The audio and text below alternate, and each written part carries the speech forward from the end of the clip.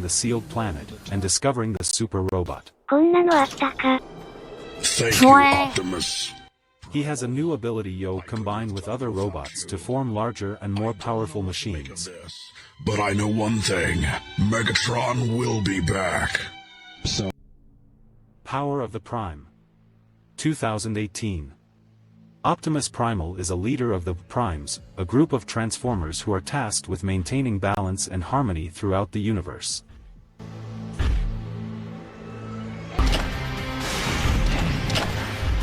This is your final warning. Be gone or die.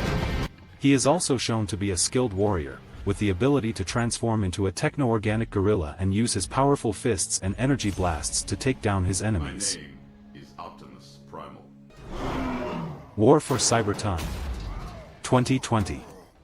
In the War for Cybertron series, Optimus Primal is a member of the Maximal faction, fighting against the Decepticons in the final days of the Cybertronian War. In the series he has a new origin story that differs from previous versions of the character. He is no longer a time traveler from the future, but rather a native of Cybertron who has chosen to take the gorilla form as a symbol of his commitment. Transformers: The Rise of the Beast. 2023. The movie will be set in the 1990s, taking place in both New York City and Machu Picchu. The movie will introduce the first time the Beast Wars characters into a live-action series. The main villains of the movie will be the Predacons, a group of evil Transformers. 各位好，今天ごめんな。タイミングがピンポイントすぎる。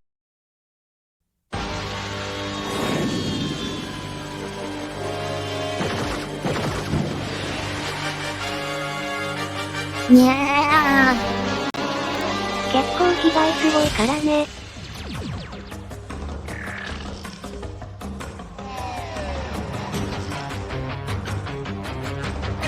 ないな。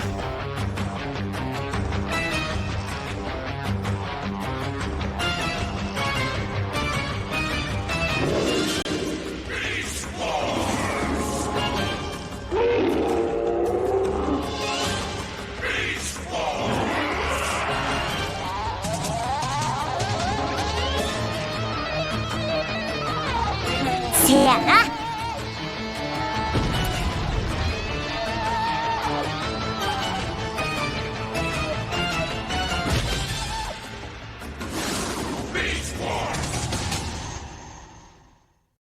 Optimus, maximize! 東日本ほどじゃないけど年始からこんなの流行ってられな Beast い。 Wars.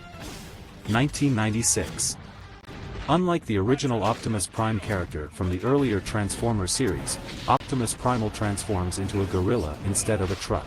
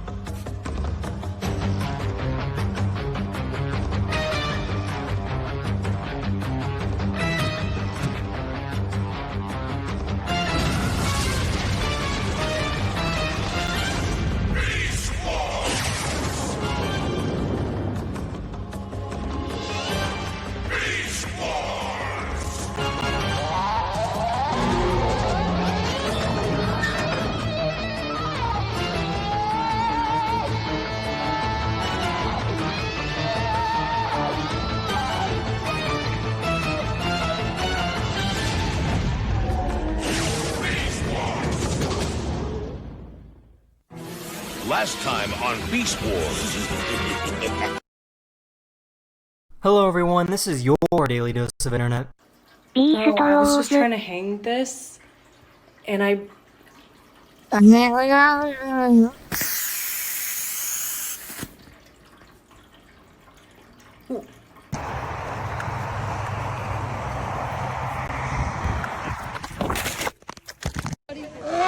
the best screen. Whoever got the best screen.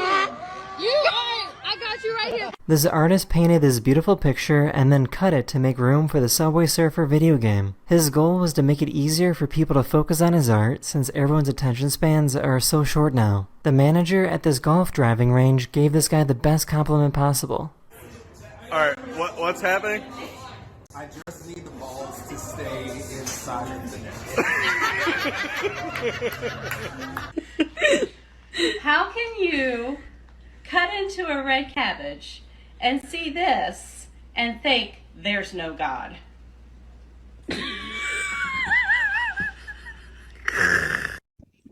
Where are you going? Why are you approaching me? Can you not? Sir, can I? What the Some old buildings in Japan have floors that were made to be loud and squeaky on purpose. This was to help alert people if there was an intruder in the house.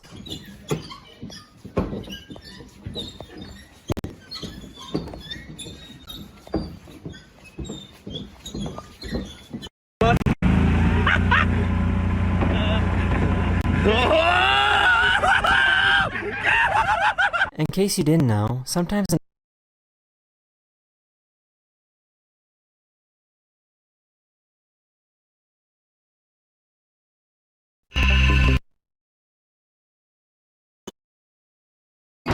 Biohazard. It all began.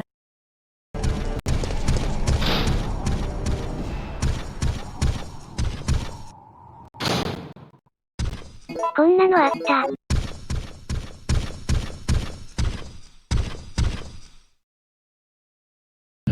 むふむ。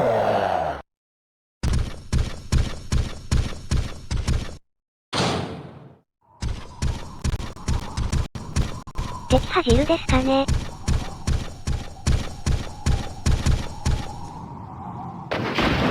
深夜。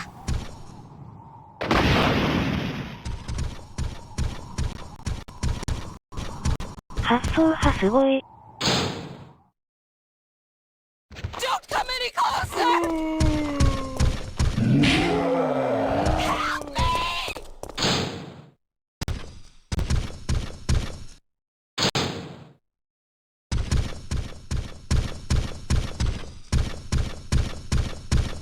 I told you! I'm not leaving! Never! I told you! I'm not leaving! Never!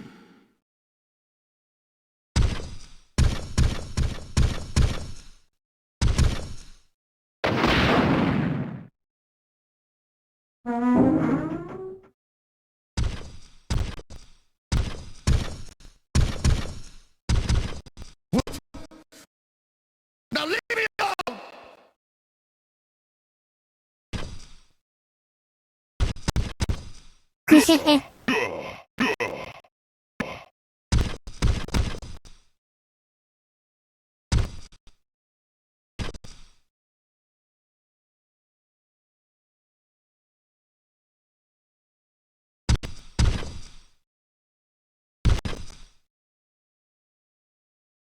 Now leave.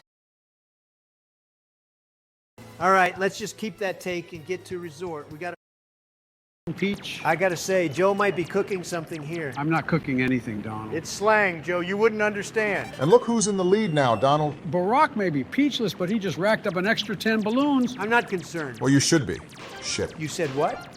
Donald absolutely lasering Barack. Oh, come on, man. Let's go. Boom. You gotta be shitting me, dude. And Barack gets sent flying, that's gonna cost him half his balloons. And in a matter of seconds, the king retakes his crown. Barack's best bet is to get more balloons at the wishing well. I'm sure he wishes he could, but I'm right here. I'm sure you wish you could have a wife who loved you, too. I'm sure you wish you could have a wife, period. I already do, you asshole. And that's 10 more balloons for Donald. Make it 8. Congrats on finally hitting me twice. And the 2 aircraft circling around one another. Only 6 more to go. Things are not looking too hot for Barack here. Make it 5. God damn it, come on. More balloons at the swaying bridge. I want those. You need those. Wait, shit. It looks like Barack went for the wrong bridge. How do you confuse the 2 bridges? Because they're bridges. Okay, one of them is swaying and one isn't. There's also literally an image there showing what it looks like. Well, the image is blocked by the face. Only 2 more balloons left for Barack. Hold your horses, Joe. I'm about to get 10 more. God damn it, I was so close. Not close enough, apparently. I like how that blimp has the Wii logo on it. That's pretty rad. Blimps are stupid, they're just worse airplanes. How? They're slow, outdated, and just floating targets for bad weather. Give me a sleek jet any day. Okay, well, speaking of jets, 2 are facing one another. And kablamo! Son of a bitch! A direct crash between both Donnie and Barack, that's going to cut their balloons in half. It's okay. I'm about to get another 10 right here. You guys are kidding me. That's bullshit. Cry about it. Dude, the game literally wants you to win. It spawned you right by the extra balloons. That is very lucky, Barack. The game must know it's Pride Month, hence why it gave Barack the advantage. For the last fucking time, Donald, I'm married to a woman. Woman! Keep telling yourself that. Looks like both of them are facing. Left and leave. Once again, not concerned. The stormtrooper could aim better than your ass. And Donald, once again, just lasering Barack. He retakes the lead. I love how every time Barack feels the need to make it known he's winning, he absolutely chokes it mere seconds later. Okay, well, I'll be in the lead once again after getting these balloons at the castle. You'll have to be quicker than this to make it. Fun fact, the fastest ever manned aircraft went a whopping 4,520 miles per hour. How the hell do you know that? I call it Joe Facts. Joe Facts? This episode of Joe Facts was brought to you by no one. Who the hell would sponsor you, Sleepy Son Joe? of a...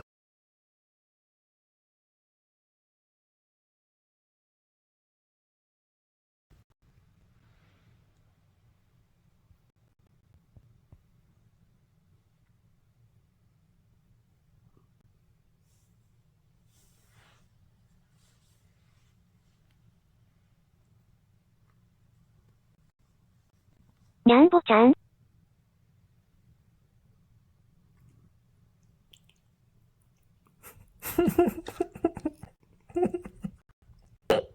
なんでやねんクリスマスに猫保護したけどグーカは All right, I'm here. Are we ready to do this? Not yet. Joe hasn't joined us. No point. It's only 11 in the morning. His sleepy ass isn't これ even ど awake んな yet. 色 Well, shit. Hey guys, sorry I'm late. Jill was making me a sandwich. What's up? Gentlemen, we're going to rank the Resident Evil games. Whoa, there's a lot of them. I'm not sure I have the time. Are we pushing into your nap time there, Sleepy Joe? No, I have a country to run, you idiot. Plus, it's not noon yet. Guys, it'll be fine. We'll just do the core 黒 ones 白 for で now. 頭に少し茶 Any 色 of ある them み with a て number should suffice. Okay, good. I'm okay with that for the sake of time, but you better include Code Veronica.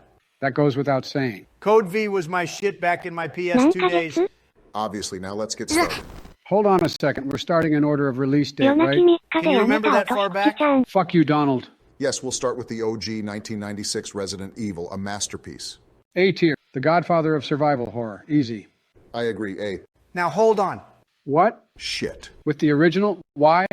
Take your nostalgia 6ヶ glasses 月 off for a 1 second, ヶ you 月 two. ハノラ The 生 dialogue 活 was してた straight らしい trash. Even earning it a spot in the Guinness Book for worst video game dialogue back in 2002, which it still holds to this day. It wasn't that bad.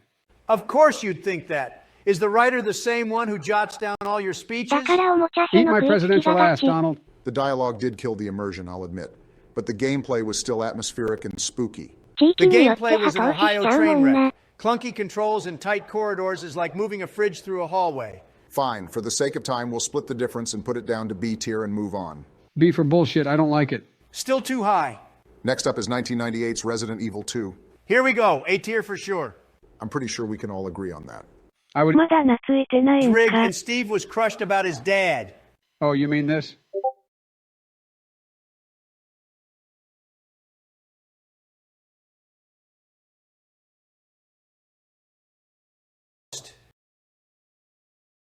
Suzuka さん、私と戦闘の景色どっちが大事なんですか？もちろん戦闘の景色よ。ネプネキことよろ今日はクラスの勝負服にチリソースを塗っていくです。マント引きちぎりますよ。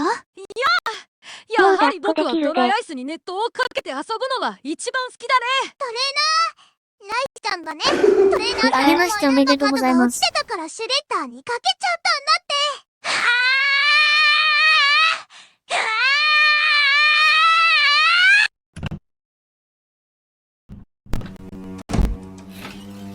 明けおめ。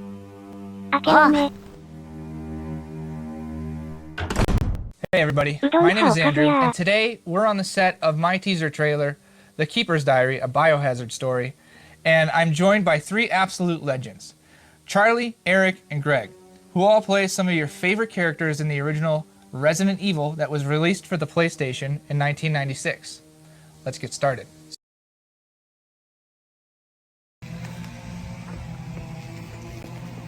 カラフルだな。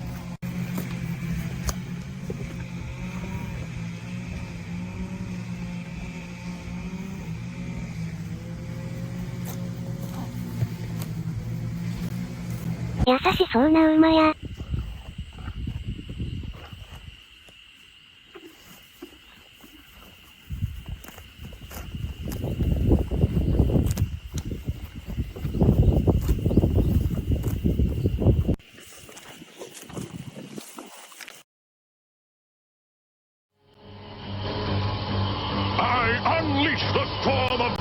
鼻の白い部分が大好きや。馬動画ゴルシしか見てないからみんな優しく見える。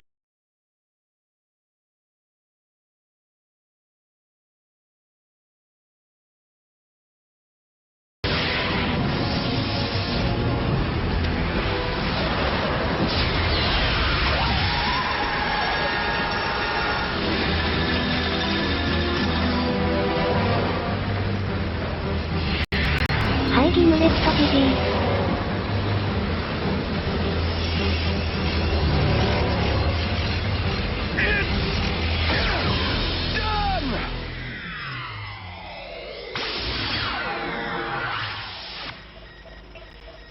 顔にぶっかけられましたね。湯山信也と申します。私は元ヤクザの組員で逮捕歴は11回。これから話すことは犯罪の仕組みです。これ。要はどこかのその境でヤクザのその美徳というものが暴力とか仁義であったり筋であったりそういったものから少しこう変わってきた時代があるんですよ。そして今はほとんどが昇格のポイントになるのはお金をどれだけ上に上げてるかっていうのが今の現状です。だから僕は例えば組長時代に僕の代わりに刑務所にいた人間もいます。お金を稼ぐことばかり考えてたので、今考えると良くないなというふうには思いますね。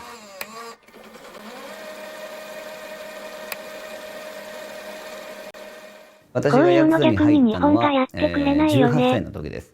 大工さんの仕事をしていた時に、心臓と腰をやってしまってで、その時に、金融の仕事をしたかったんですね。でその金融の仕事をしたところが闇金融で僕の組長がいたところだった。組長から杯というものをもらいます。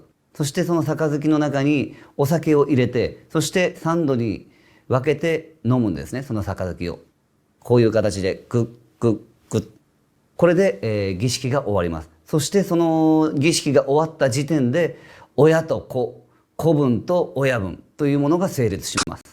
ヤクザに入った時点で、組織に対して、名前を登録します。そしてその名前が登録された時点で組織の方にはその名前が登録されちゃうんで、警察が家宅捜査に入った時その時に名前が割れてしまうんですね。警察の本部の方に登録をされて、ヤクザの認定というふうな形になります。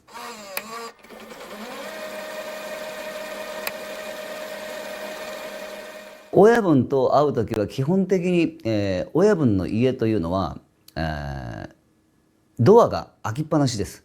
出てこいと言われて出ていく時もあればもう何も言われずに顔を見せに来ましたという時もあればでその中で月に1回もしくは週に1回の、ミーティングをして会合というんですけども会合をして、いろんな報告をし合う。そして、毎日電話連絡で定時連絡と言います。これを朝と晩捕まってないのかどうかの報告を本部に入れてでそれを本部長が聞いて、その本部長がまた、自分の組長に、知らせるっていう連絡体制は整ってます。基本的に、親分と対立することは絶対に許されません。しかし、やっぱり人間なんで、不満はあります。親分が子分に対して、やっぱりしつけというものはあります。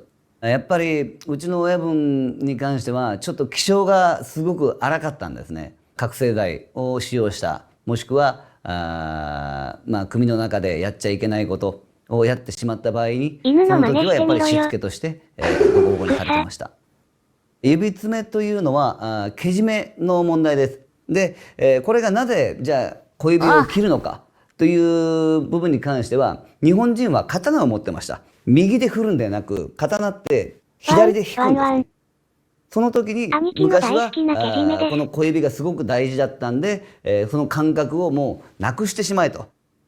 僕自身も実際指爪をしました。ここ小指がなくなっております。僕は親分が好きだったんですね。そしてその親分に対して一つだけ嘘をついてしまったことがあるんです。そしてその嘘に対して僕が耐えきれなくて、そして、親分に対して申し訳ないという気持ちで指を詰めて持っていきました。まだ若干20歳ぐらいだったんで、やり方がよく分かってなくて、これもね、痛いかどうかも2パターンあるんですね。要は上から落としてこい、指を詰めてこいって言われた時は痛いんです。でも自分が悪いなと思って指を詰めた時、これは痛くないんです。要はアドレナリンが出てるんですね。申し訳ない、持っていかないといけない指を組長が預かります。そしてその組長が、神社の木の下に埋める人もいれば、事務所の、冷凍庫に、保管してる人もいれば、事務所の神棚に、ずっと祀ってる人もいれば、これはいろいろ形があります。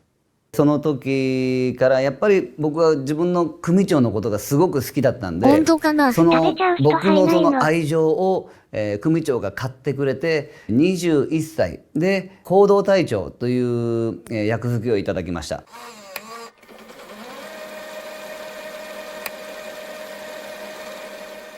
22歳で刑務所に行くんですけども、刑務所に行く前に僕が組織してた暴走族というチームがあるんですけども、そこから5年の刑務所に行って、そして、出てきた時に若頭、組長がいて、そしてこの組長の下にはみんな子分なんですね。若頭というのは長男です。若頭というのは、ナンバー2、そして、尽くしていくっていうことなんで、それぞれがみんな尽くしていくところがあるんですね、組織には。なので、組織が崩れずにしっかりまとまってるっていう部分です。日本のヤクザっていうのは、親子の関係なんで、ヤクザの、親子の縁というのは家族以上の絆であらないといけない。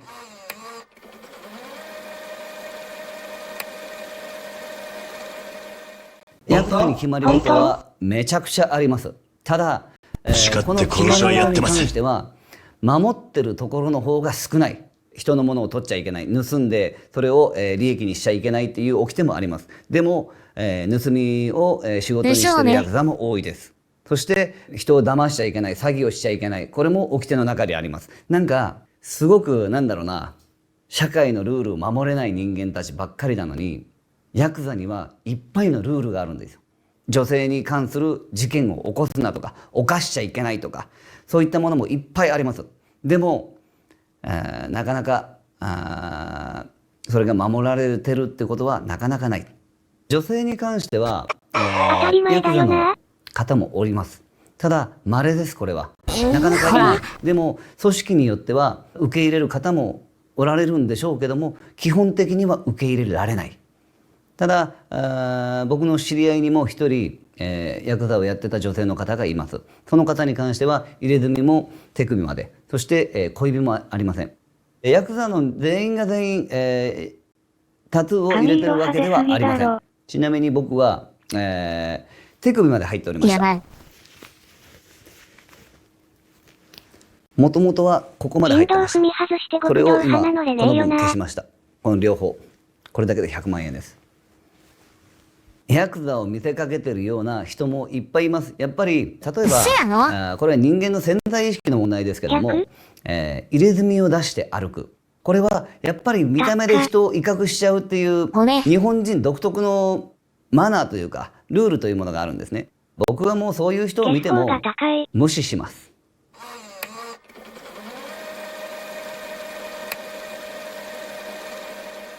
ヤクザのいい部分に関してはもちろんその人助けというものを、したりはします。僕が例えばなんですけども、宮城県の 3.11 の大津波、その時にボランティアで宮城県に行ったんですね。今の時代で言うと、どうしてもヤクザに、例えば助けてもらいました。もちろんヤクザに助けてくださいと言えば助けていただけます。でもその後がいろいろとやっぱめんどくさいんですよ。結局あの時助けたから今度はお前があの恩を返せというふうになってくるんですね。例えばヤクザにもほらいろんなしのぎがあるんですね。でそしてその中に、お正月とかそういった時に置物があるんですよ。干支のそういったものを付き合いをさせられたり、もしくはお正月の何かを買わされたり、要は毎月毎月いくらか持ってこいとか、そういった部分で、要は恩をそういうお金の形で返してこいっていうふうなヤクザが今多いです。ヤクザから例えばお金を借りて、飛んだりとか、いなくなることを、払わなくなっていなくなることを、専門用語で飛ぶっていうんですけど、これはめちゃくちゃ多いです。それで、見つかって、僕これは一回ちょっと経験したことがあるんですけど、うちの組からお金を借りて、そして、逃亡して、そして見つかった。で、見つかった時に、その当時、ちょっとこれは P 入れてほしいんですけども、の方に、奴隷として、300万で買い取るというふうなことがあったんで、それは派遣さ、他の国に、行きました。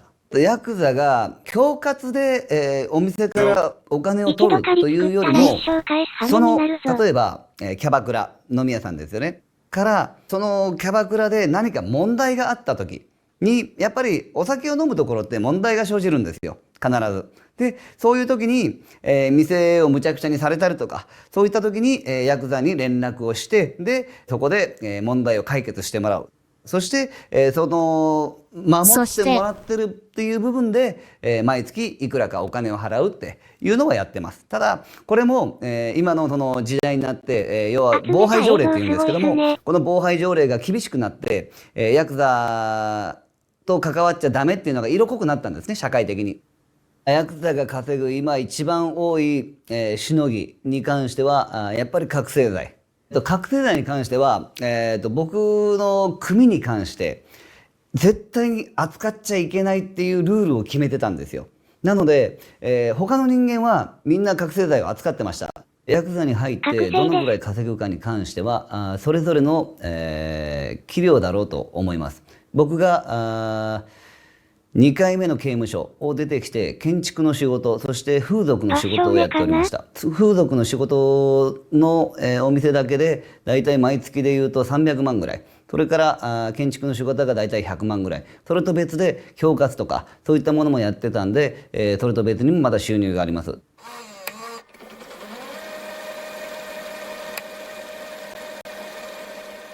そこで、政治と絡んで公共工事を取って、そこからいろんな賄賂で、公共工事を仕上げていくっていうふうなのではすごく横行してます、賄賂は。警察でヤクザつながってる人もいっぱいいます。僕が始めたばかりの、18歳の時はまだ拳銃を、警察に提出して、これを警察が受け取れる時代だったんですよ。拳銃を、自首という形で、ヤクザからもらうとこれボーナスが出るんですね。日本はそもそも拳銃を認められてない国なんで、そして、島国というものなので、なかなか武器の輸入がもともと難しい国ではあるんですね。ヤクザが使う拳銃に関してはほとんどが輸入してます。特に一番日本で使われているのはトカレフで、その他でいうと、改造拳銃、コルト製のアナコンダというモデルガンがあるんですけど、逮捕で言ったら11回あるんですけど、僕が前科一犯になった時に、車を没収してたんですよ。そして、違反で、その車を警察署に持って行かれたんですね。夜忍び込んで、でエンジンかけて、で、持って行こうとしたんですけど、で、前科二犯の時は決闘罪といって、これはすごく珍しい犯罪なんですけども、昔明治時代、日本の明治時代に日本人が武士を辞めて刀を置いた時代があるんですね。それから決闘罪というものが制定されたんです。僕が面倒を見てた暴走族が、対立する暴走族と喧嘩になったんですよ。でそれで、その時に僕がその喧嘩を主催したっていうことで百何十年前の、罪を僕に持ってきて決闘罪っていうことでこれで、刑務所に行きました。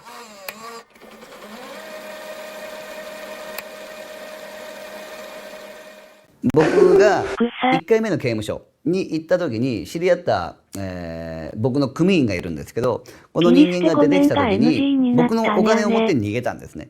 でその探した時に、たまたま見つかったんで、その時はハンマーわかります？大で、バチバチ叩いて、で、それで、最後の刑務所、3年間勤めました。ヤクザというよりもこれは刑務所の合言葉っていうのがいっぱいあります。例えば部屋の中で何か悪いことをするときに見張りがいるじゃないですか。見張りのことをしけって言うんですね。そして刑務官が歩いてきたときに知らせることをズって言って知らせます。その他で言うと、そうですね、スワットと言って、親分を守る部隊が編成されてるんですね。その編成されてるところはそれぞれ組織によって合言葉っていうものはいっぱいあります。例えばですね、ヤクザの世界に地切りという言葉があります。でこの地切りというのは、上から命令されて誰かを殺してこいとか、そういった時に、その殺人を遂行できた人間に関しては、刑務所に15年から20年もしくは今の刑でいうと30年、服しますんで、その方に関してはかなり、昇格されます。詳しいっすね。昔はヤクザが、当たり前にみんなを守ってた時代があったんです。なので昔はうざくなかったんです。でも警察がどんどん力をつけてきて、要はこれは戦後の話ですね。戦後からどんどん、警察が力をつけてヤクザが必要なくなってきたんですよ。もう今どんどん、このヤクザという組織は停滞してますっていうのが、犯罪者の数って減らないんですよ、どうしても。でも今まで、ヤクザという組織にいた人間たちが今度ヤクザを辞めて別の犯罪を犯し出すんですね。そうなると、ルールがもう何もなくなるんですよ。今の若者がヤクザに興味がないのはもうしょうがないのかなとは思いますけどね。昔の時代で言うとヤクザがすごく栄えて、そしてヤクザがかっこいい時代があったんです。やっぱりヤクザとして一生懸命生きてる人たちもいると思います。でもそうじゃない人たちの方が多くなってしまったんですね。ことはやっぱりついていきたいって思う人も必然と減るんじゃないかなと思いますけど。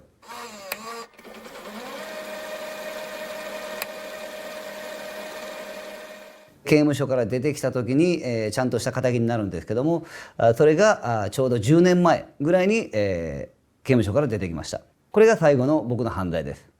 僕はちゃんともちろん辞めたんですけど、辞めたいと思って辞めますって言ってくる人間の方が多分少ないと思います。基本的にはもう何も言わずに飛んじゃう。音信不通になる。これは10人十色で、いろんなその辞め方ってあるんですね。例えば、支援センターがあります。そういうところに、相談に行ってどういうふうに辞めたらいいかという助言を聞くこともできます。何もかも筋を通さないといけないっていうわけじゃないんですよ。ヤクザっていうのは結構筋にこだわります、正直。でもこの筋っていうのはヤクザも都合がいいんですね。このヤクザを辞めて10年の中にいろんな資格を取らせていただいたんですよ。要は僕が、資格を取ったのは全部建築の、資格です。僕なんかで言うと人よりも遅れてるわけですよ。30過ぎて、普通の一般社会人になったんで。やっぱり日本人のその感覚の中にやっぱり刑務所に入った人を受け入れがたいっていうのはやっぱりそれはあります。要は資格は今でも取れます、刑務所は。でも一握りなんです。要はこれが、一般社会に帰って社会復帰した時に役に立つのかどうかで言ったらほとんど役に立たないんですよ。建築の世界に入って、建築の仕事をずっとやってました。そして、兄の会社で6年間働いて、そして、自分で独立して今4年目になるんです。そうですね、僕が今最も伝えたいもの、これはやっぱり今まで犯罪を犯してきた人がそこにとらわれずに、一生懸命やれば人生って変えれるんだよっていうのをすごくみんなに伝えたいなと思います。で、その保護観察っていうのを取得するためのその保護士さんっていうのがいるんですよ。そういったその保護士さんの資格をもらって、で、なんか支援をしていけたらいいなっていうふうに考えてます。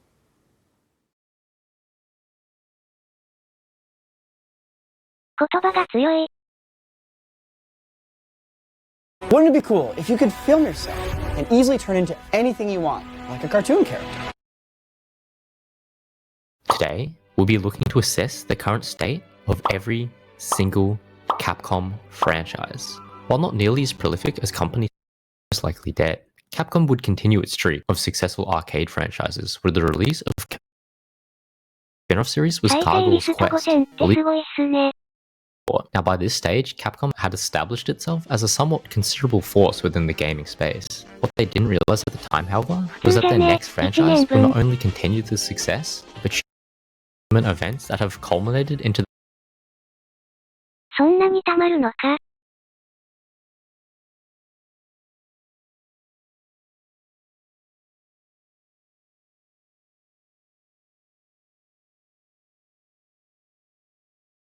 でかいままでの分トレーナーさん、私は今日から甘い食べ物は控えて生活していきますわ。なるほど。すみません。ショートケーキの特売の時間なので。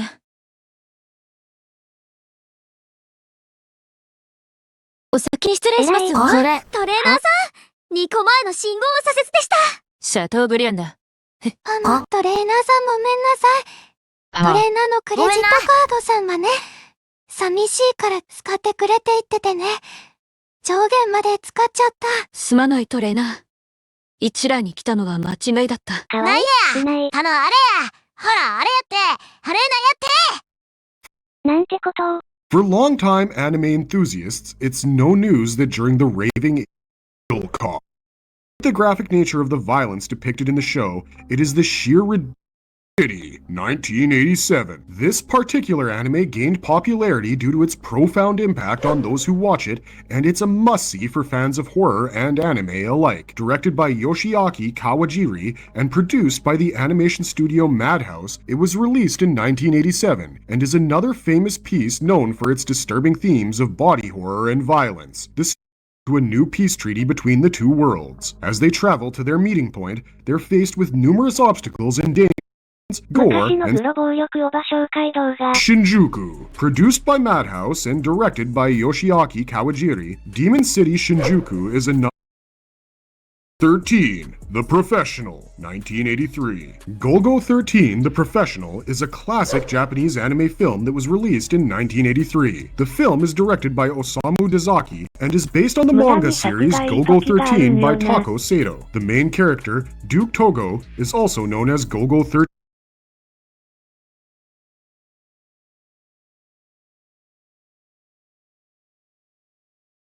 かっこいい。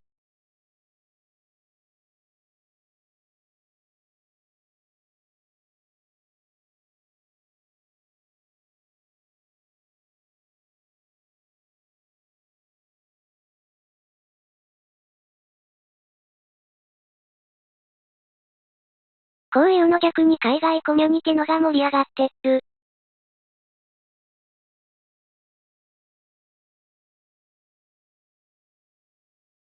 トレーナーさん、私は今日からFor long time,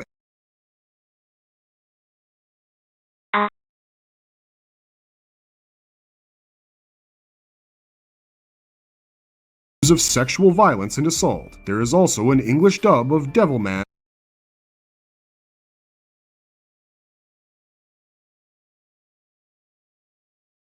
Violence Jack, 1986 to 1990. If Devilman is medium rare, Violence Jack is straight up bloody raw. It makes the gore in all other anime look relatively mellow, and is probably the most incredibly controversial manga illustrated by Go Nagai. The OVA adaptation was a 3-episode series directed by Ichiro Itano and produced by Dynamic Planet, titled as Violence Jack, Harem Bomber in 19...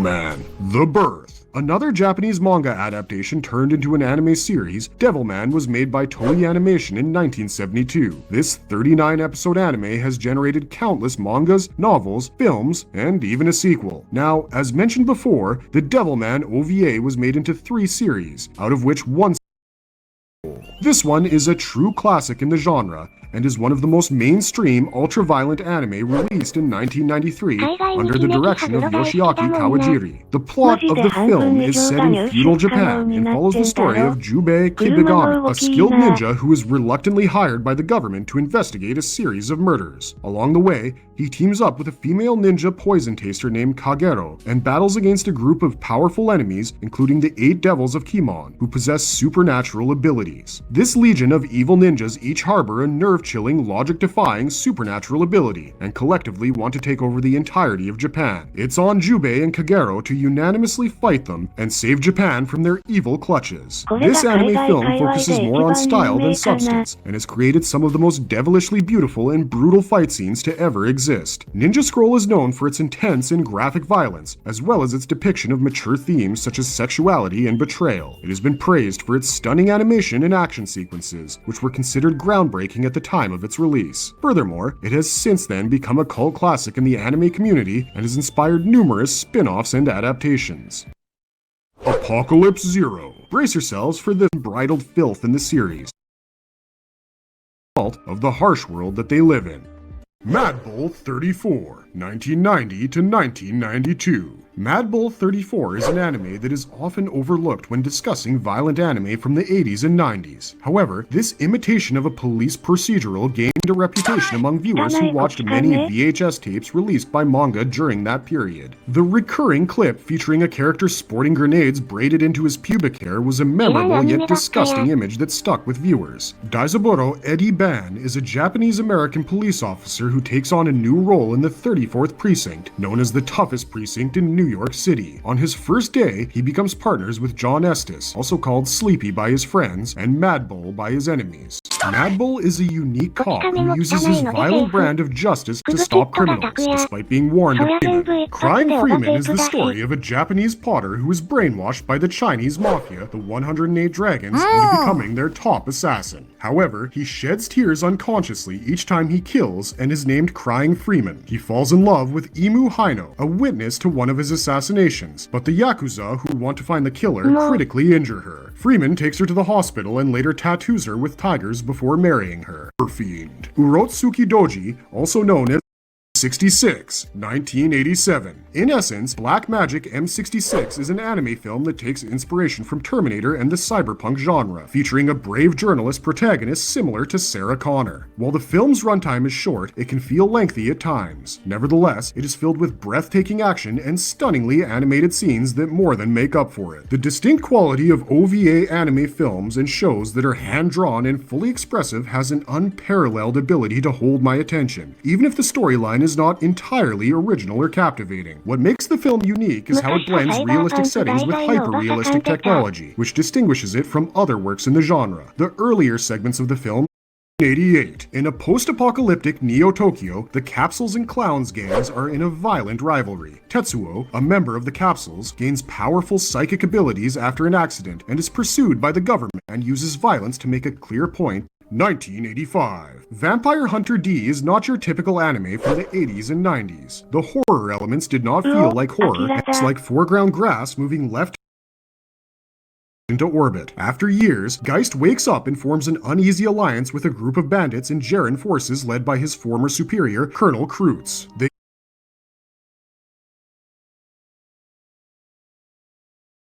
captive by the organization. Dr. Kasu Minome is the mastermind behind the Bao implant, and he is determined to capture Ikuro. He has access to significant resources, including a group of superpowered lackeys and a small army. Together, Ikuro and Sumire must evade Adventure 1993.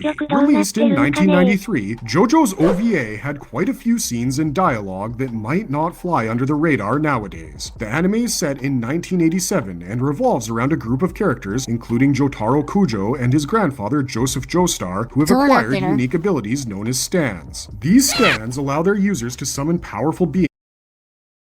808, 1990 to 1991. Cyber City Oedo 808 is a 3-part original animation video, or OAV, that takes place in a cyberpunk setting with a crime backdrop. It's a fast-paced and action-packed series with thrilling plot twists despite its short length. The story is set in the future, specifically the year 2808. It follows the journey of 3 prisoners who have been sentenced to serve between 295 to 375 years in jail. They are presented with an opportunity to have their sentence reduced if they cooperate with the police. The proposal is from the cyber police chief, Hasegawa. For each successful mission they undertake, the prisoners will receive a reduction in their sentence. The series has a strong dystopian element and portrays the prisoners' desperate struggle to gain their freedom, often resorting to violent outbursts. Despite its brief runtime, it is a series well worth watching. The initial episode sets the stage with a simple plot that quickly captures the viewer's attention. The writing style is straightforward, but still manages to keep the audience engaged with some exciting twists. The second episode of the series introduces the RoboCop trope, where the main characters face off against Goggles, who seeks revenge for his friend's death. The action-packed battle scenes make this episode a thrilling experience. The final episode takes a turn toward horror and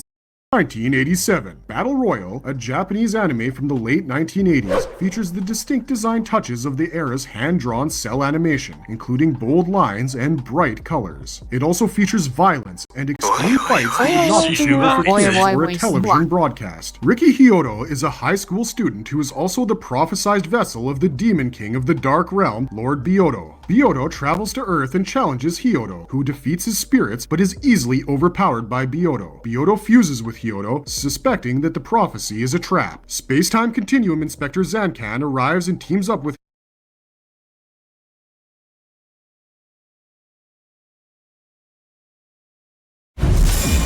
KOF 15! これも半年前か。懺悔の時間はおしまいです。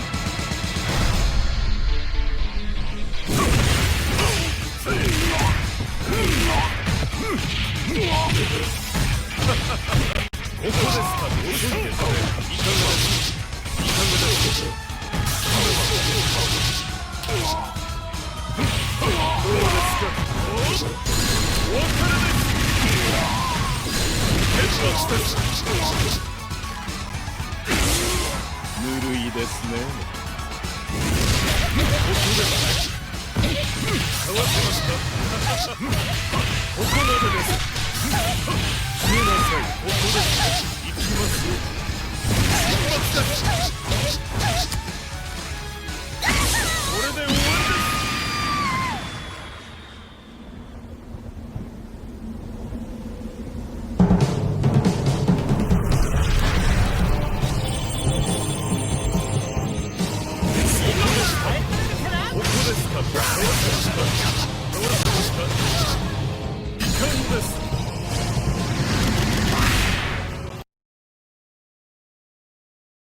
Fighting games are an endless horizon of memorable characters, diverse mechanics, creative art styles and designs, mountains of lore, and players from so many walks of life all over the world. But if we travel through this universe,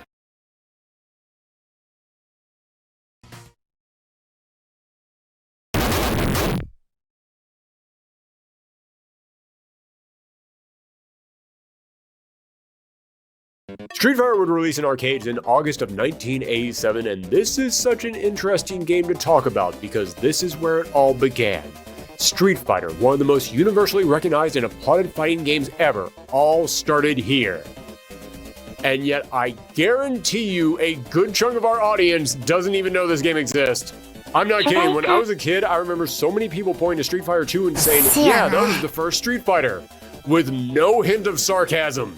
In the day and age of the internet where you have all the information you could need at your fingertips, it might seem wild, but I promise you, in the 90s, a good chunk of people legit did not know that there was a Street Fighter before Street Fighter 2, despite the giant number 2 in its title. So let's delve into this game and see what exactly it has to offer, think about why so many people have forgotten about, and ask, is there something special here? The game stars Ryu, a young martial arts master on his way to challenge a colorful cast of characters across the world. For anyone more familiar with the later Street Fighters, or let's just say fighting games in general, it might shock you to learn that Ryu was the only playable character in this game. Although you could be challenged by another player, at which point the challenger would only be able to select Ken, who was just a color swap of Ryu with the exact same moveset. In the arcade mode, there are 10 opponents that you'll have to face. Retsu, a Shirinjo Kimpo instructor, Geki, a ninja, Joe as a negative. Could agree on how much it sold, with estimates ranging between 10 and 50,000 units. That's kind of a large gap. However, we do know that according to Japanese magazine Game Machine, it was the 5th most popular machine in September of 1987, a month after the game was released, then the 3rd most popular in October. 結構想像以上に小話を紹介されてる。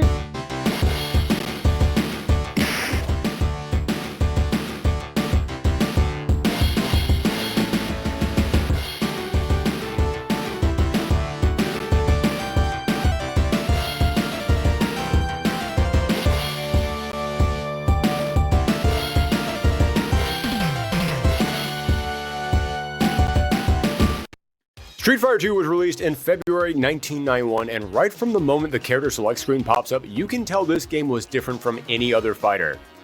Mostly because it had a character select screen. Yeah, for anyone not familiar with the first Street Fighter, you might have been surprised when I mentioned you could only play as Ryu. But there was a reason for that. Because that's just what fighting games were back then. Remember, this was an almost non-existent genre back then. There weren't many examples of fighters in the 80s. So the few fighting games that did exist only let you play as one character. So when Street Fighter 2 started up and you saw a select screen with 8 different characters, that was mind-blowing. There was so much variety to these characters. You had a guy shooting out fireballs, a lady jumping all over the screen, a big beefy wrestler, a beast man, a guy with stretchy arms. This cast of characters provided players with so many options that allowed them to play the game how they wanted. One of the most important things in fighting games is expression. It's making a cast of characters that can speak to the widest audience out there, so that way anyone can pick up a game and say, that's my main. And this was the first fighting game to actually make people think like that. This was the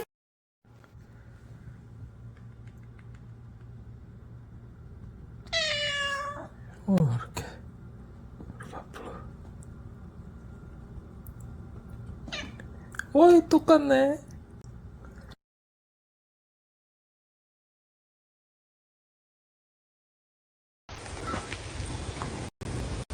かわよ。He's so handsome. かわいい。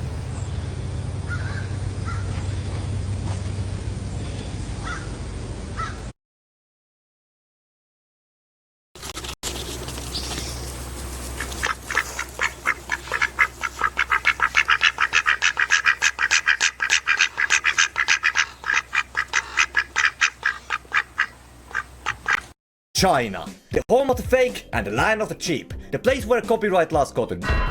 Nowadays you can just walk up to Walmart and pick up a PS5, but only a few months ago, this was not an option. So in my state of desperation, I took myself down to the deepest pits of the internet and found myself a PS5.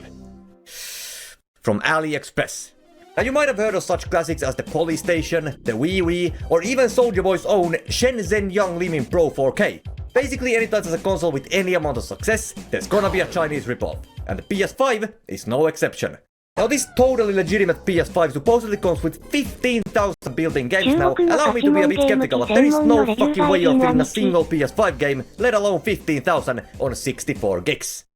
Also, supposedly you can play Fortnite on this, which is like, no. I also like how you can see like the Windows Media Player controls on the bottom. Built-in cooling fan. Whatever you say, man. Support 8K output. No, the fuck you do not. Come on. But little did Cusack know that buying that crappy little console would unleash the most unimaginable, disgusting, bootleg games and shit them all out on his retinas. Retinas. Retinas? Alright guys, it's now been over a month since I bought this, so I hit up the nice people over at Sony Global Store on AliExpress and asked them, hey, any updates on my PlayStation? And yeah, I don't think I'm getting it anytime soon.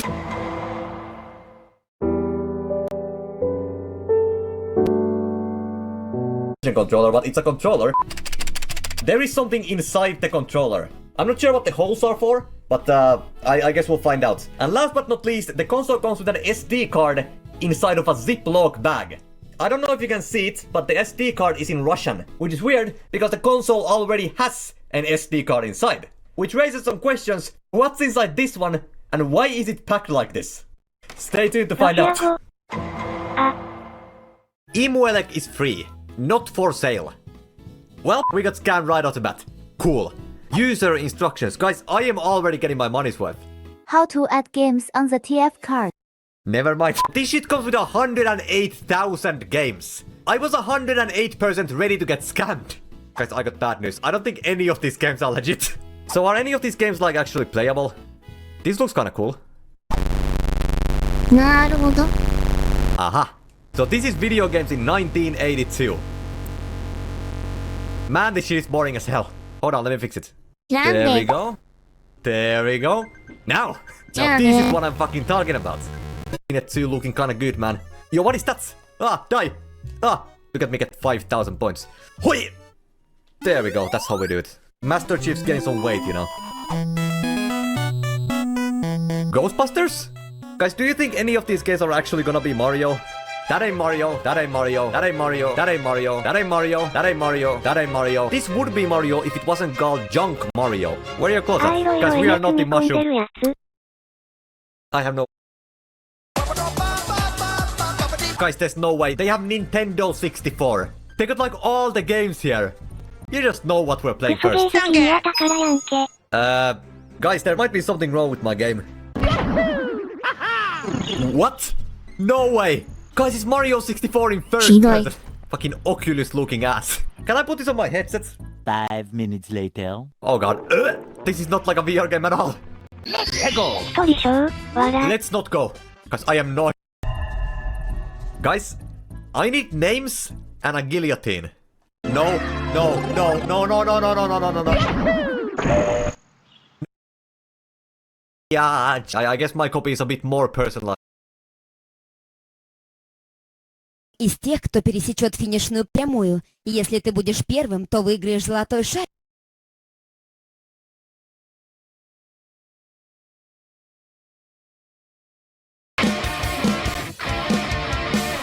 Welcome back, everybody, to another episode of Caravan of Garbage, where this week we take a trip. Maybe looked at some of that series at some point. Night of the Clones. The Clone Saga, the TV Clone Saga. And Daredevil, and his dad dies, and then a mysterious stranger shows up and is like, do you want some themed powers? Here you go, you've got them. And it's like, all right. Revenge? Absolutely. Yeah, I'll have some revenge, thank you. Yes, please, don't mind a bit of revenge. So when they actually took the pilot back to Marvel in the US, and so there's a group of executives sitting around the table along with Stan Lee. Oh, I bet Stan Lee's loving it. Well, they showed the group, and they're like, this sucks. What have you, you've been in Japan for too long. This is absolute insanity. Gene, what were you thinking, Gene? But Stanley... You've got native, Gene. But apparently... You've become the Colonel Kurtz of Marvel Entertainment. This has gone too far. We're sending Martin Sheen in to kill you, Gene. But apparently Stanley loved it. And he was like, look, it's camp for adults. Kids will love it. This is terrific, genuinely. You can sell some toys. You can sell some toys. And everyone else in the boardroom was like, yeah, no, we agree with that, actually. Because I'm little, so then he gets in his GP7 spider machine, his little race car. Which leads him to the Marveler. It can fly into a big spaceship called the Marveler that he got from his friend Garrier, who is from the Spider.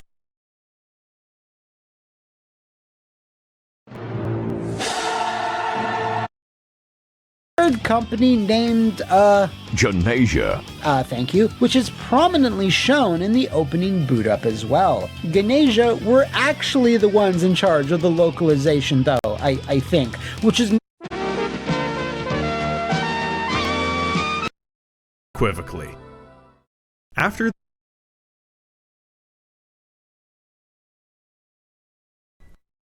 By this point in my 3DO journey, standards have been rearranged considerably. If a game I'm playing is featured in a YouTube video with over 2,000 views, I consider it popular. If it has a Wikipedia article, it's AAA. With that in mind, Robinson's Requiem was a summer blockbuster. Although I don't know if the game was released in summer because I can't find the release date.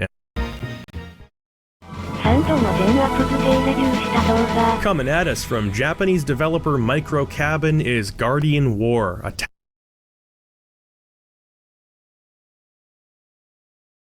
video featuring a look at some non-RPG games, including Hell, Sex,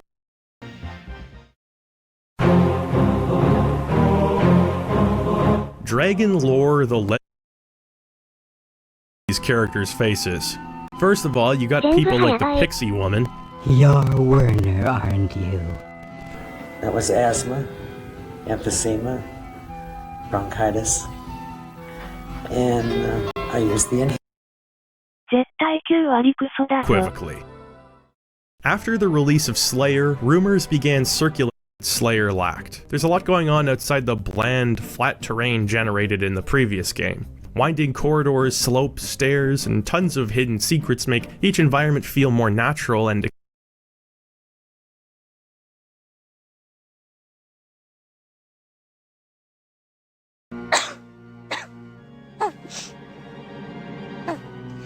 個人的にはですね、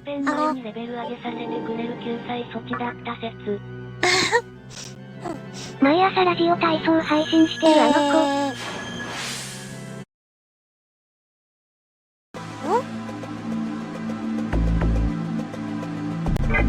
ゲーム配信してたんだ。いやー、これ多分行ったら死ぬな。つべのチャンネルだけだからね。これ行ったら多分。表の世界とは別のところ、魔物が潜む闇世界で、ナコは追い詰められていた。あわわ、ナコちゃん、もう後がないよ。これ以上振り込みは、この範、通ってください。大丈夫？その範、ロンドス。時は遡ること2週間前。お茶とおせんべいで大丈夫です。急に来てずうずうしいですね。いいじゃないですか。減るもんじゃないですし。お茶とおせんべいは減るんですが、質量保存の法則です。まあそう邪険にしないでください。今日は儲け話を持ってきたんですから。儲け話？実はちょうど良い投資の話が私に入ってきまして、今、私にお金を預けてくだされば、2週間後には2倍になってお返しできるかもしれません。で、それって。めちゃめちゃいいじゃないですか。そうなんですよ。めちゃめちゃいいんです。今いくら持っていますか？1000円です。はい、お願いします。ねなこさん、このチャンス頻繁にあるわけじゃないんですよ。それがたかだか1000円なんて、チャンスに失礼です。最低でも10万は用意していただかないと。でも全財産で1000円です。そんななこさんに朗報、10万貸してくれる会社を紹介します。そんなに借りたら返せないです。何言ってるんですか。2週間後には2倍なんですよ。20万になって10万返して10万の儲けです。あ、確かに。何もせずに10万が手に入ります。それって、めちゃめちゃいいじゃないですか。10万円借りてきます。さすがなこさん、賢い。でも1個だけ注意。99% 儲かる話ですが、1% くらいの確率でお金は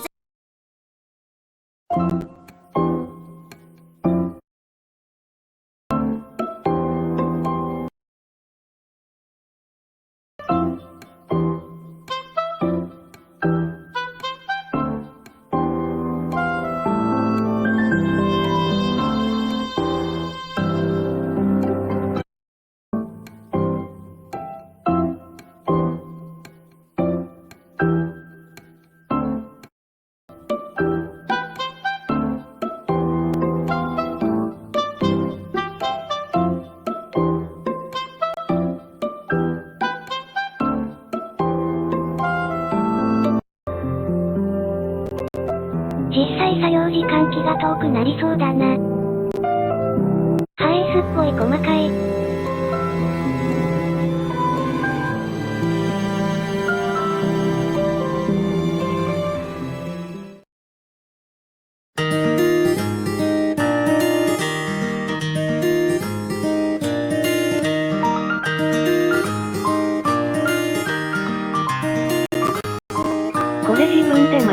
と絶対別物になるやつだぞ。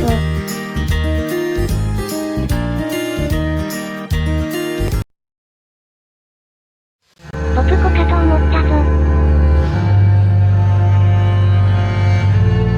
Viewed over 30 million times, featured in multiple documentaries, and of course, playing a stricter guitar hero with 15 invisible notes and no music to follow. Competitive games are harder to get into because you can learn a game for hours, passionate competitive base.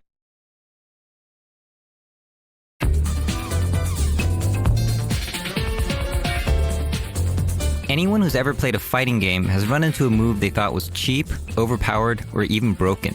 But how do we know if a move is actually too powerful, or if the player is just being a giant crybaby?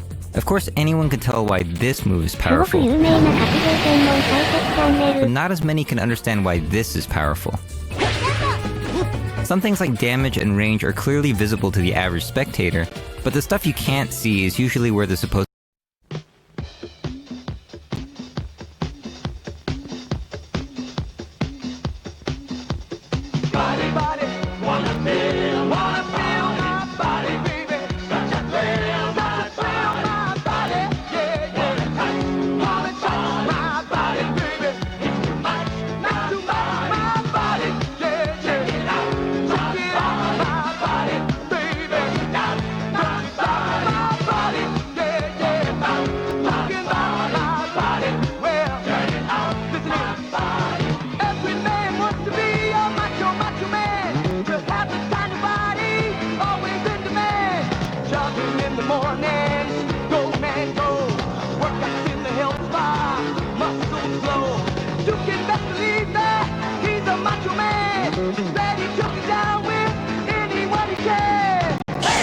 すごく昔どっかで聞いた曲を去年で名前を調べ出した。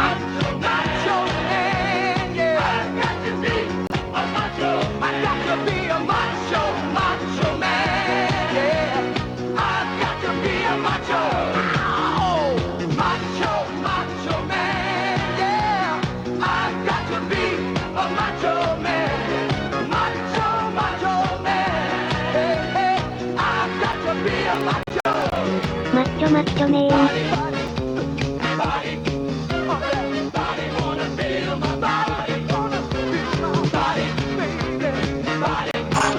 あ、これか。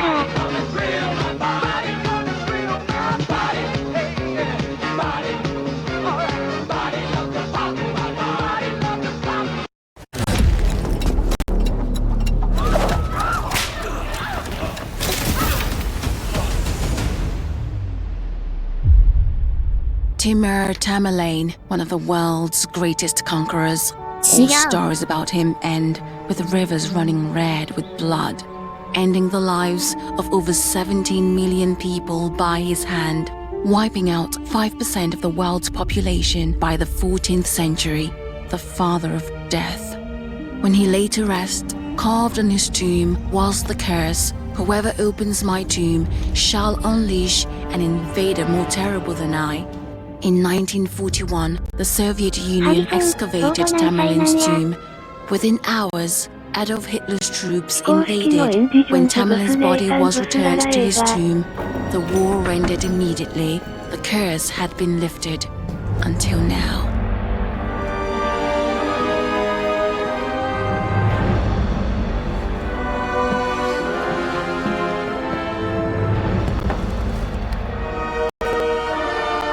知らんけど70超えてたんじゃ。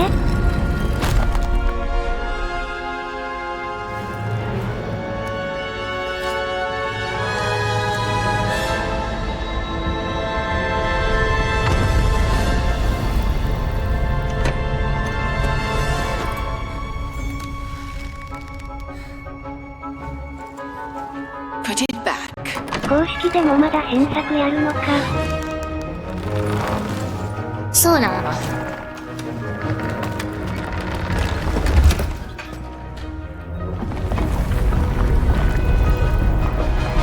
Didn't expect to see you here. This belongs in the museum. Or...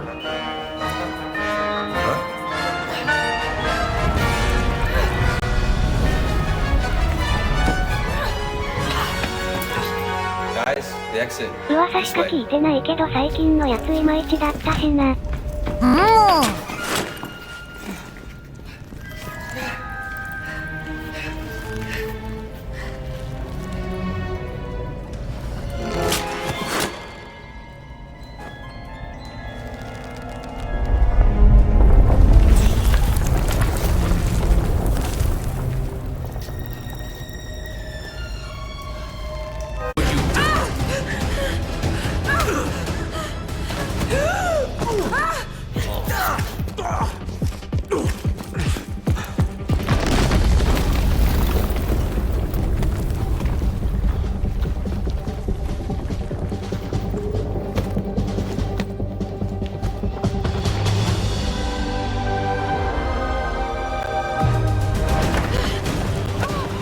初代リアタイで見てる人らは読んでるししゃあない。お、このチーム半年前また新作撮影したんか。そこまで。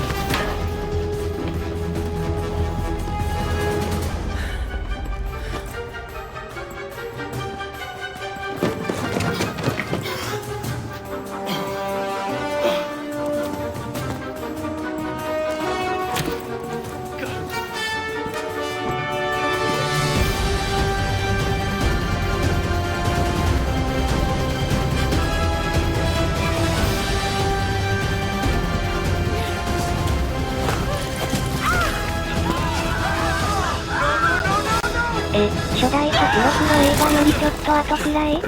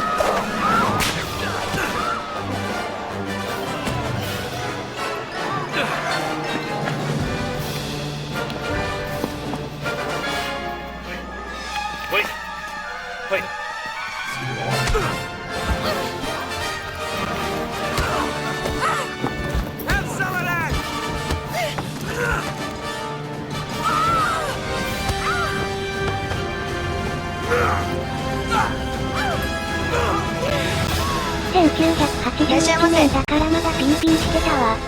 和骨。こんばんは。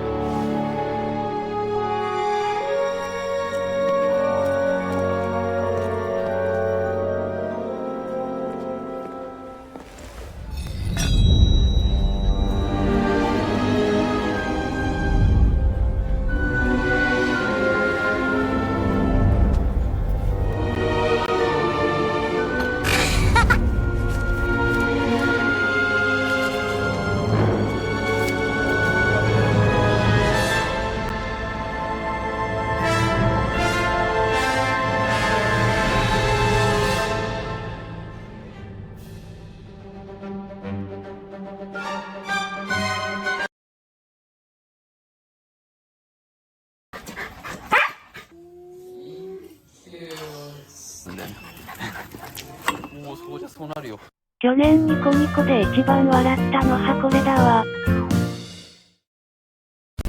Earl。どれどれ？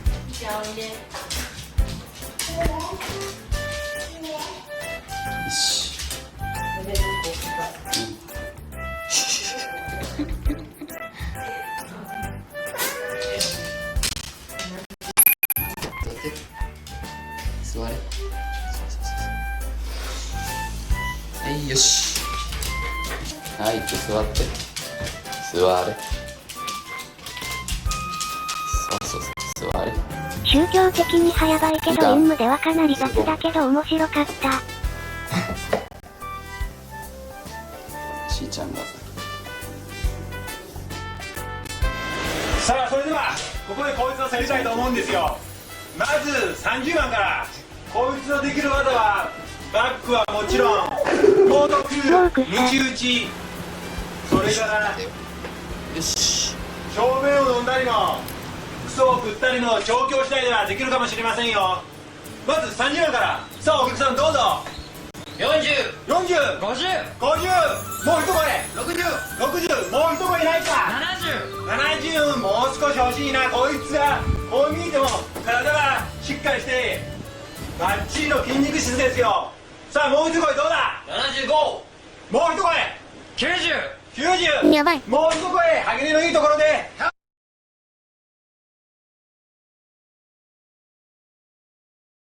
には結構ハードなことやりますよこいつは。なあ何ができるんだよお前は。この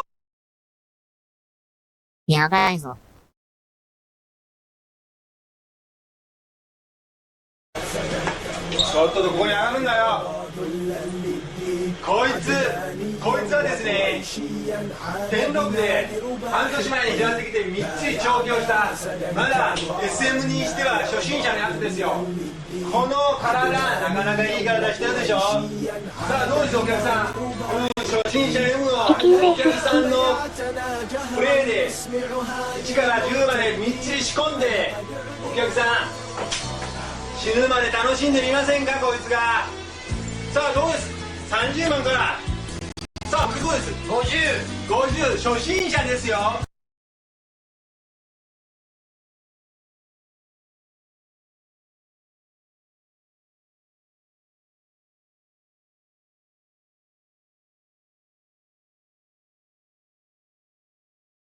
何の初心者だよ。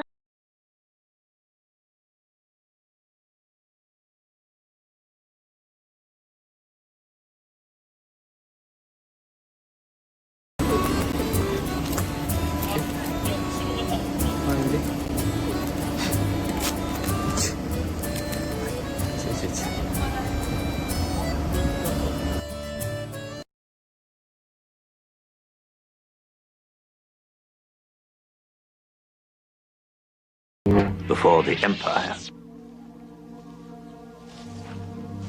How did my father die? Well, you see, your father before the Empire. ヘルシング動画漁ってたら発見 How did し my た。 father die?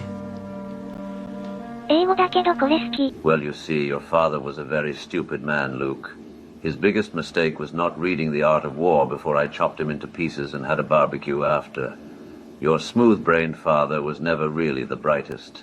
He used to repeatedly tell me how much he hated sand, and funnily enough, I ended up chopping him up on a beach and left him laying in the sand. Your father really was the dumbest man I believe I've ever met. Well, maybe not anymore after meeting you. You seem to be quite the idiot yourself. Oh yeah, and you also have a twin sister, but she's on the other side of the galaxy, and you'll never meet her unless you decide to go on some crazy crusade with a space pirate. Have a good life. Good morning. This is a message from Sharif Amin to... ネタバレすんなや。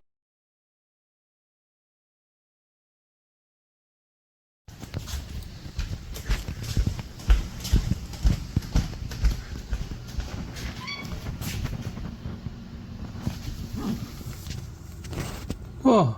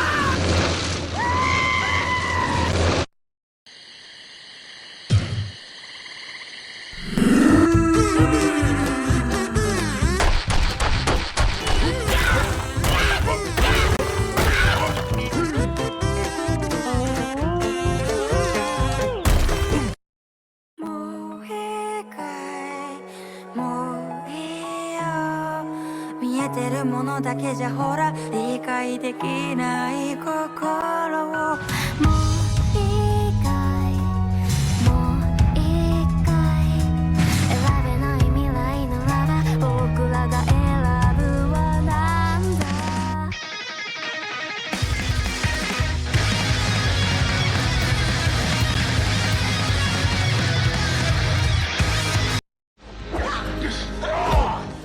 忍者が2つ刀を使うというそんなものは決まったものはないですよね。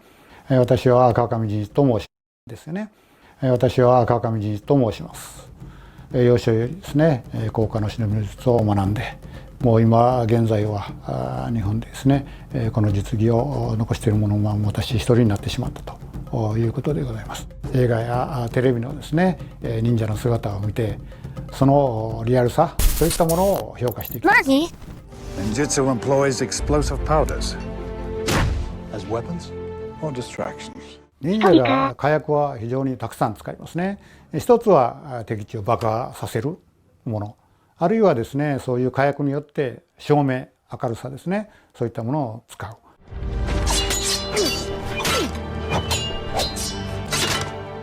だからああいうそんな激しいね刀を打ち合わせっていうようなことはほとんどないですね。忍びの者はですねその任務っていうのは一番大事なのは敵の様子を探って味方に伝えることなんですよね。いやー随分この映画の剣術はあんだけ刀を当てたらですね刀ボロボロになって切れなくなりますね。Ninja understands that invisibility is a matter of patience and agility. Up! 人間が消えることはないので、まあ忍者がねそういう姿を隠したり錯覚させるというそれは一つの術技の中でのコアな部分というほどでもないですがね一つの大切な一部分であることは間違いないですね。忍びの術忍術ですねというのはどういったものかといいますとですね端的に言いますと現代のスパイとか特殊部隊のそういった実技であるわけですね。難しいね。備えたら取るでしょ。5。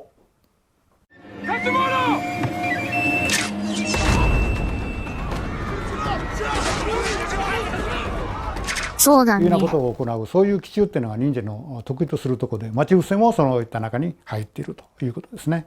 これはかまりというようなとかですね。これとかね伏兵ですねそういった役割なんですね。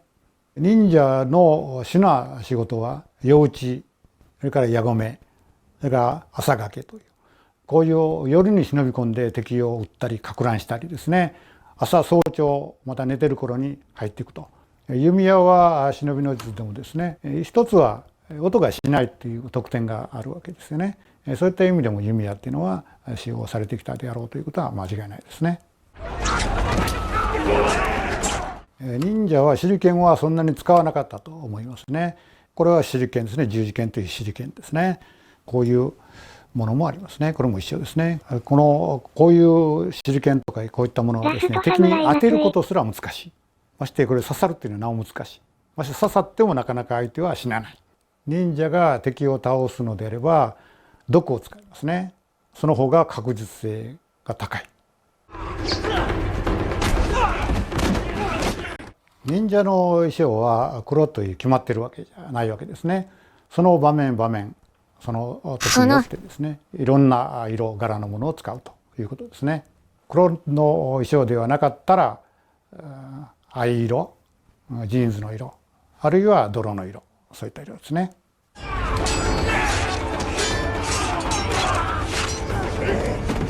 これは普通の刀ですね。これは胴太抜きという刀が作る刀工というんですかものが作った刀ですね。でこれは普通のお侍が使うような長い刀ですね。忍者はですね暗闇とかで動くあるいは狭いところで動くので短い目の刀の方が都合が良かったということですね。これはわざと錆びたものにしているんですね。敵傷をつける時にかなをしたりなるべく敵に害を与えられるようにこのまま放置しているものですね。このシーンも5ですね。胴太抜き。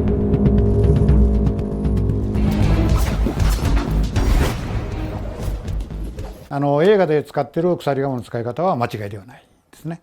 これ鎖鎌ですね。小さいタイプです。これ大きいのとかいろいろ種類があります。今回持ってきているのは小さいタイプ。でもこれも忍者が使う専用というわけではないですね。侍の武器ですね。特に江戸時代は女性が稽古した武器ですね。これをで敵を攻撃したり、これで敵を受けたり挟んだりしたりですね。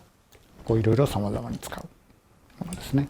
ジャンプをする必要もないけども、ジャンプして使うこともあるにはありますね。技としてはありますね。あんまりしないけどね。時々します。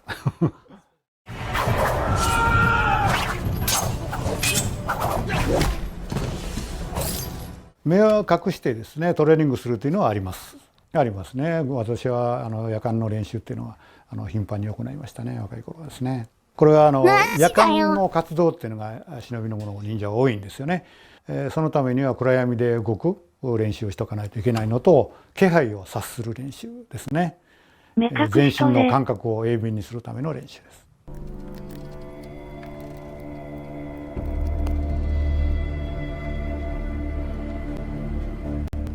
今のトレーニングですね、似たようなものがありますね。指とか拳を鍛えるために逆立ちしたりして行うのはありますから。釘ってそういったものじゃなくて、もう普通の地面あるいは普通の板の間ですね。そういう下に何か敷くっていうことはそういうのはないですね。6ぐらいかな。10点満点の6ぐらいですね。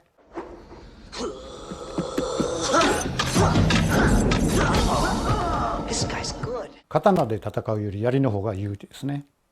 槍はね、非常に敵と戦うのには有利な武器ですね。これは鎌槍という槍ですね。でこれは鎌になっているので敵を引っ掛けたりですね、首切ったり高いところに引っ掛けて登ったり、そういうふうに使うものですね。で長すぎると室内の狭いところでは使いにくい。だからこれは短めにできているわけですね。狭い室内でも戦えるようにということですね。忍びの者はチームで働くことが多かったと思いますね。特に夜討ち、矢込め、朝掛けという奇襲をする時にはですね、当然チームで行うわけですね。忍者が2つ刀を使うというそんなものは決まったものはないですよね。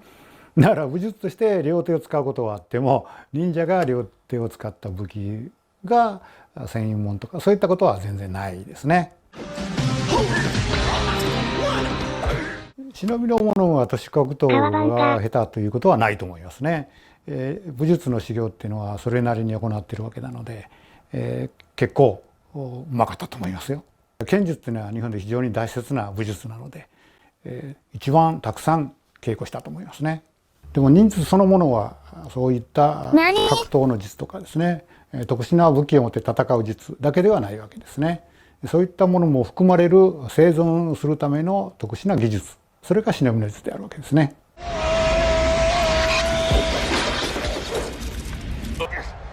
ヌンチャク忍者はヌンチャクを使うということはないです。ヌンチャクは沖縄の武器です。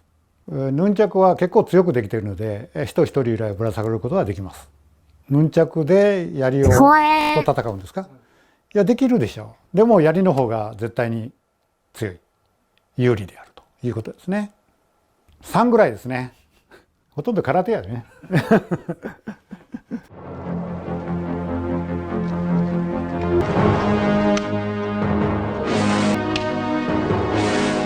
これが手工手鍵ですね。鍵になってる。これはもう草を取ったり土をこう動かすそういう道具なんですよ、本来は。これで木に登ったり敵と戦ったり、そういうようなことは基本的に行わないものですね。これで木を登るっていうのはかえって登りにくいです。だからこういう道具を使わずに素手で登る、あるいは縄を使って登る、そういう方法の方が簡単ですね。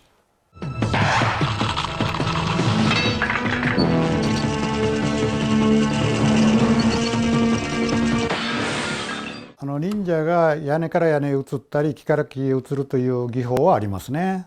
窓っていうのは壊すっていうからガラス窓っていうのは昔ないですからね日本にそういうのはありませんからそういうことはやらなかったと思いますね。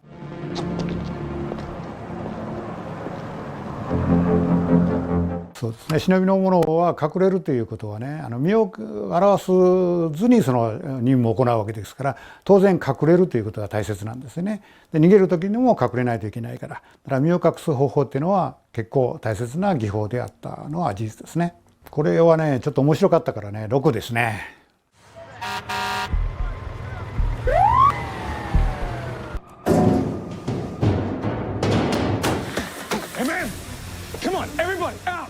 忍びの者の働きがその敵地を撹乱するということにあるので火で焼いたりですね、鉄砲で撃ったり爆薬を仕掛けたりでそういうことが役割として重要だということですね。で果実という火の術ですね。そういったものを忍者の得意とするところですね。忍者の使うその果実のことを忍術と言って表現している忍術の虎の巻秘伝書があるぐらいですからね。Where are you?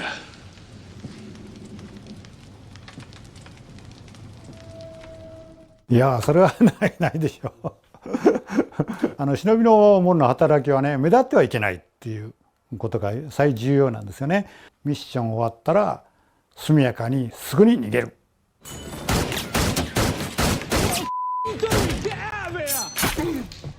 忍びの者がすぐにですね、忍びの者というのは忍者のことですが殺人者、そういった姿で描かれることが非常に多いんですがですね、実態はそういう殺人者ということになってですね、敵を撹乱したり、あるいは敵の様子を探ったりする、そういう役割を担ったものですね。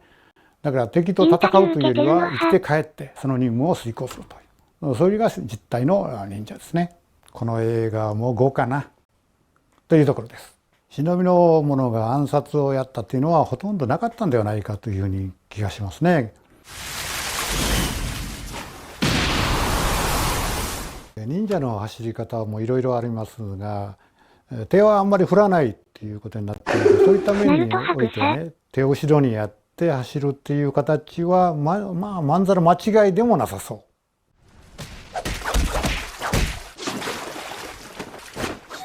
映画でやってる九字護身は間違ってますね。もう全てむちゃくちゃですね。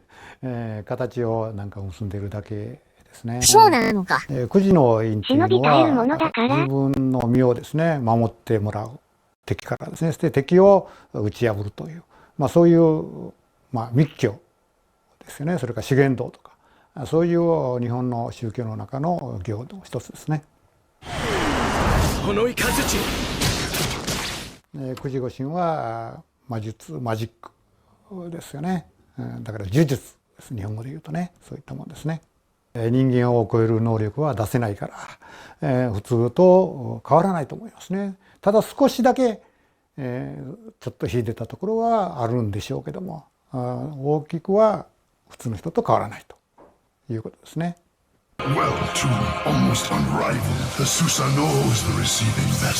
動物を使う人もいたというふうに言われるんですが、なかなかうまくは使えないと思いますので、それが証拠に犬と出会った時にどうするかとか、そういう毒で殺してしまえとか、そういったようなことがあるぐらいですんでね、なかなか難しかったと思います。この映画は1から10だと4ぐらいです。嘘だ！忍び犬は嘘だったのか。よくやったな。忍びの者は江戸時代にも当然いたし、もとも以前からいたということですね。江戸時代に忍びの者の役割っていうのはやっぱり民衆ですよね。そういうのの監視とかですね、マジかよさ無発してます。あるいは反乱しないかとかですね。もう忍術もですね、江戸の時代が終わった頃にですね、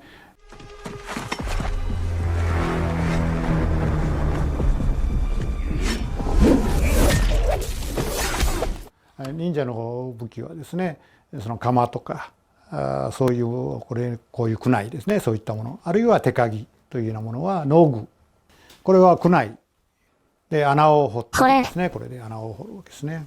で壁にこう穴を開けたり、で松明ってこの火をこう明かりにしてこうする、そういう火を持つための道具であったり、あるいはこれを木とか石垣の間に入れてですね、ここにこう足をかけて登るとか、いろいろ様々にする。最学的にはこれをまた握って敵と戦うこともできる。映画は戦う部分を表現してましたよね。1から10で4ぐらい、この映画のところですね。この4の理由っていうのはね、どうもその忍者の本当の役割の部分っていうのがあまり見えない。私の一番好きな映画というのは、この見た中ではですね、リベンジ・オブ・ザ・忍者ですね。でこの動画が良かったと思われる方は、上の動画をクリックしてください。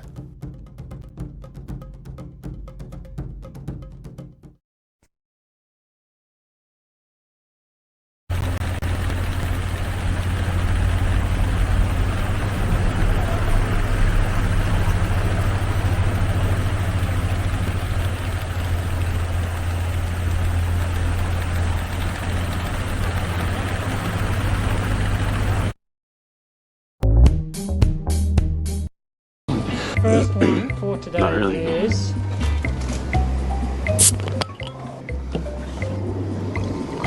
Oh, you're doing it too? yeah. Well, you already know what it is. Yeah, but I can still taste it and tell you whether I like it or not. Oh, that's true. Cheers. Mm. No, I know what this is. It's sour. I know what this is, but I wouldn't have guessed. Your taste is a little bit unappealing. I actually don't like it at all. I'd give it like It came through with 6 points. Not my cup of tea. Well, because it's beer, it's not tea. Number 2. Merci, garçon. Bukachi. Cheers. Oh, I recognize this. Hold on. This is like, okay, I want to say it's tangerine or something. Yeah, it's kind of like a citrus. Oh, Another type of citrus.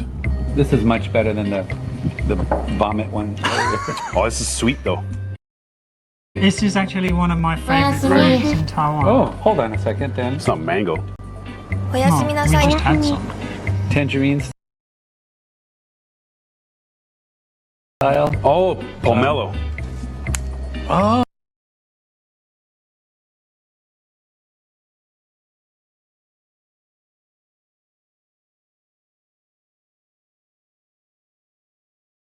Welcome back everybody, I'm Nick930, and today I want to share with you the complete history of one of my all-time favorite game franchises, Sony Computer Entertainment, giving the studio all the funding and resources that they needed to finish production. And in 2001, they released Jak and Daxter: The Precursor Legacy, exclusively for the PlayStation 2. Jak and Daxter, while still a cartoon platformer, is nothing like Naughty Dog's Uncharted: Drake's Fortune, exclusively for the Sony PlayStation 3. Drake's Fortune begins on a small boat off the coast of Panama, where a young adventurer named Nathan Drake, along with reporter Elena Fisher, have just discovered an old coffin believed to contain the remains of Sir Francis Drake. But as Drake pries open the coffin,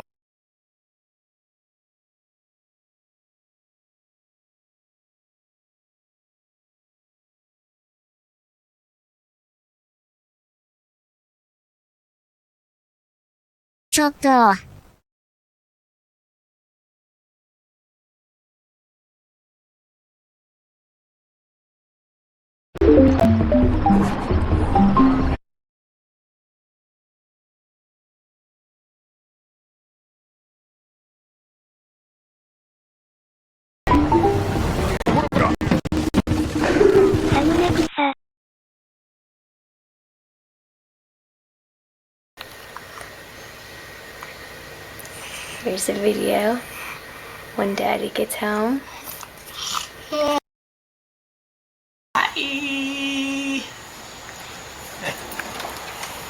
Hi, sweetie. Hi, Toast. What's up, bud?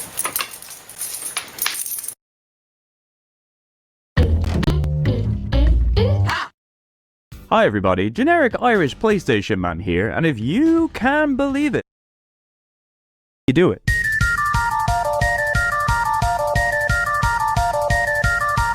Our first game of 1997, and also the first game to actually be developed by Squaresoft on the console, it's Final Fantasy VII, you might have heard of it. Final Fantasy VII is a difficult プレステのスクエア全ゲーム紹介。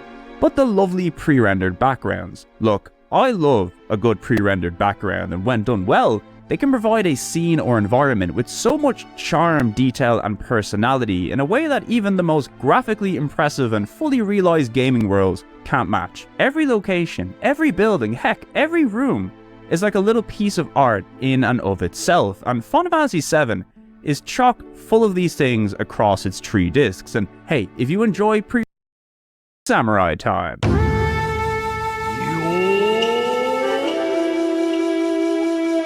Squaresoft is back again with yet another fighting game, and this time it's Bushido Blade, a cool weapons-based fighter, and the debut game from a Japanese developer called Lightweight. Now, if Dream Factory aimed to mix up the traditional 3D fighter formula with Tobal No. 1, Lightweight's Bushido Blade threw out the rulebook entirely and dared to do something completely different. What we have here is a 1v1 weapons-based fighter, but welcome back to the world of Tobal with the second and final game in the series. It's Tobal 2. You'd think they'd call it Tobal No. 2, but nope, it's just regular old Tobal 2, and it's also a Japan exclusive now, so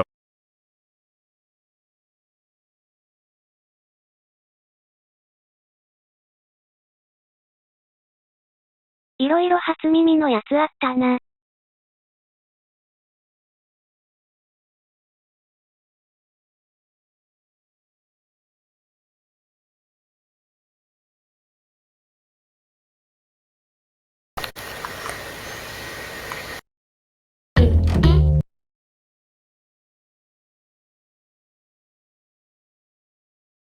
self-sufficient in combat. Instead of working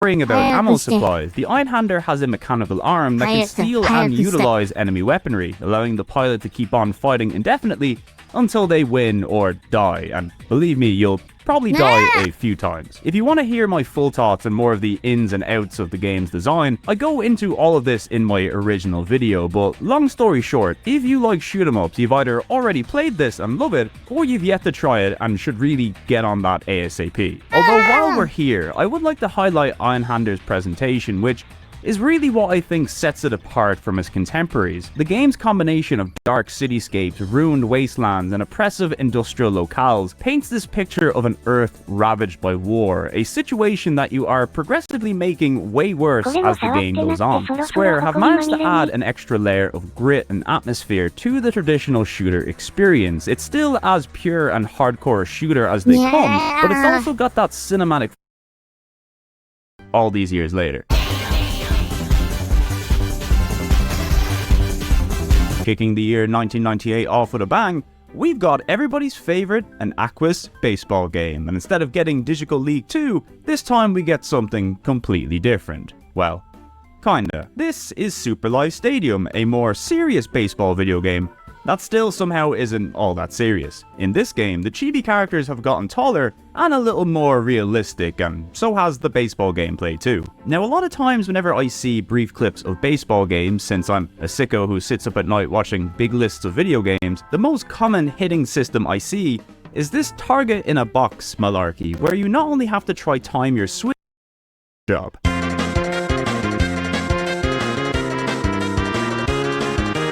Well, we must have gone too long without talking about Final Fantasy, because here's Final Fantasy V, the 5th mainline game in the franchise, and the 3rd to make it to the PlayStation in all its lovely 16-bit glory. Final Fantasy V has always been considered the runt of the 16-bit games. It's bad enough being saddled between 4 and 6, which are generally considered some of the strongest in the series on a narrative and gameplay front, and it's probably also down to the fact that most people in the West never grew up with it, because it never came out here. But hey, here it is now on the PlayStation, which coincidentally is also when the game first seen a Western release as part of the Final Fantasy.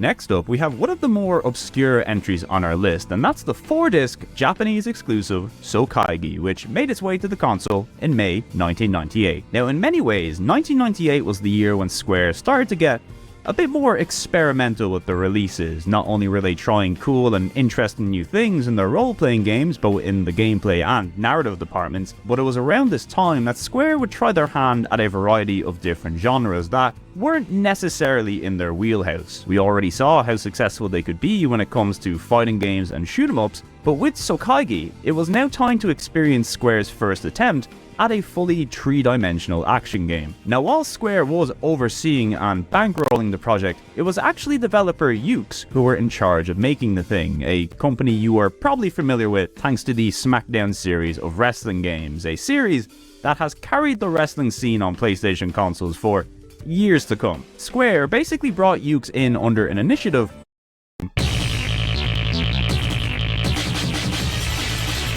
Next up, we've got the third and final Dream Factory game to appear on the original PlayStation, and it's Guys, God Bless the Ring, aka that fighting game with Final Fantasy VII characters in it. Seriously though, that pretty much was the whole game's marketing campaign. Now, Guys, which I believe is the German word for ambition, is a big departure from Dream Factory's Tobal series, not only because the game was developed primarily as an arcade release, unlike the Tobal games which were built ground up for the PlayStation, but also because Guys is an arena fighter instead of your traditional 1v1 fighter. Think more Power Stone and Distrega, I guess. Only Guys here actually predates them all. It sure is quite the departure in a number of ways, but it still retains a lot of that Dream Factory charm and polish, not to mention it's another title that runs in the console's high resolution mode at 60 FPS, so on a technical level it's once again off the charts. Now, since this is a console port of an arcade game, the game is kind of awkwardly split into 3 distinct parts, which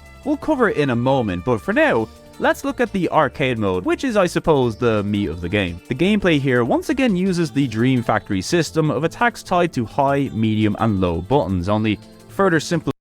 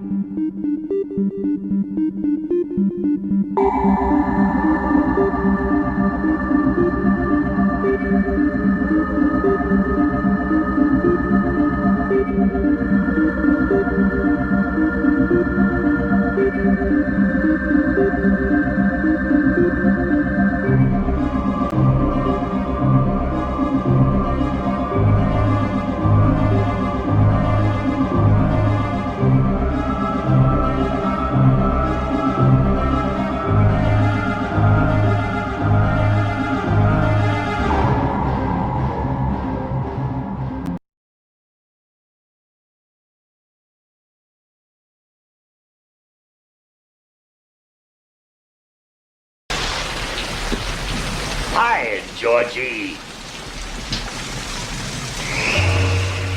Aren't you going to say hello? Oh, come on, bucko.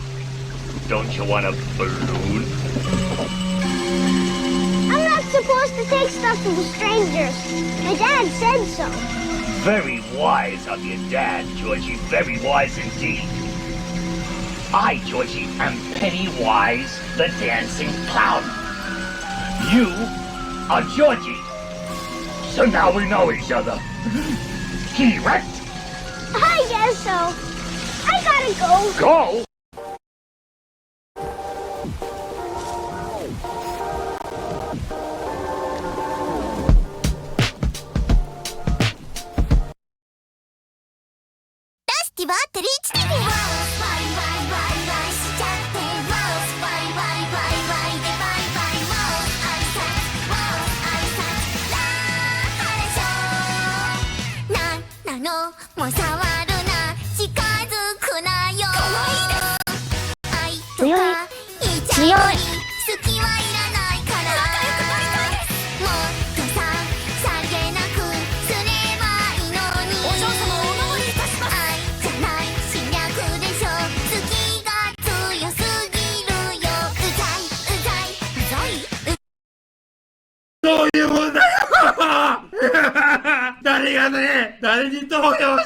This guy's meltdown became Japan's biggest meme.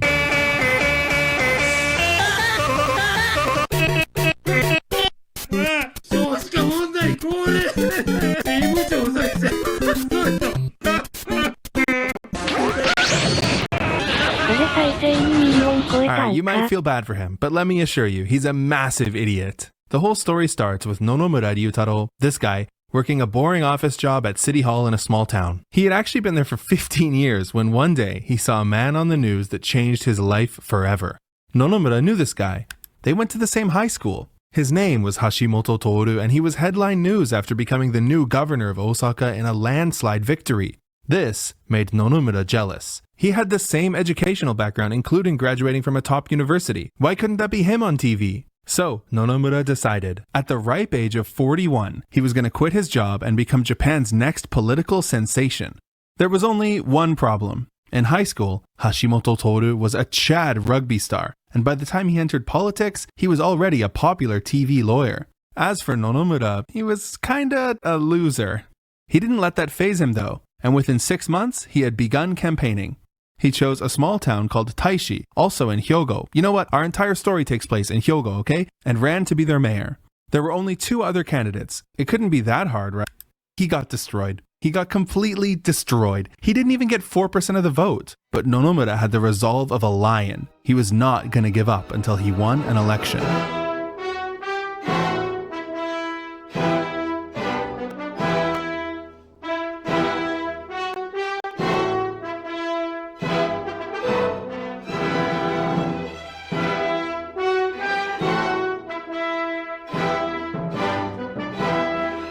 Yes, he had finished in last place 4 times in a row, but his results were getting better over time. Nonomura couldn't keep losing forever though. After being unemployed for 3 years, his savings were running out. He had spent all his money on politics and even moved to another city to run in their election. So handsome.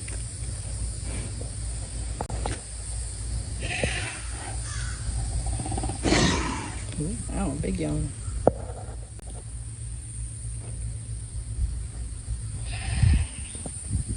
Neru. Neru ka. Neru. Neru ka.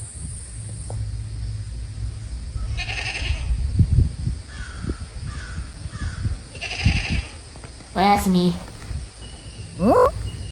Oyasumi.